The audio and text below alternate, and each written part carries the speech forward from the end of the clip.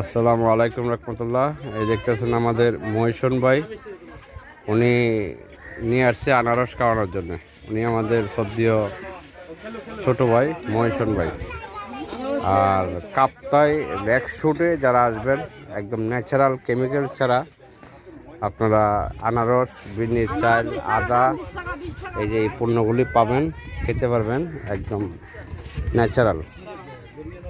এই যে দেখতেছেন পেঁপে, একদম কেমিক্যাল মুক্ত পেঁপে, আনারস, এই যে বিন্নির চালটা, এই যে এখন ডাব পাড়িয়ে আনলো।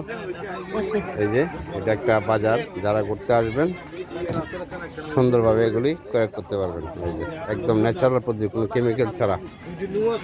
এগুলি তো আপনাদের পাহাড়ের না? এগুলিতে কোনো কেমিক্যাল ইউজ করা হয় না, না? একদম ন্যাচারাল, তাই না?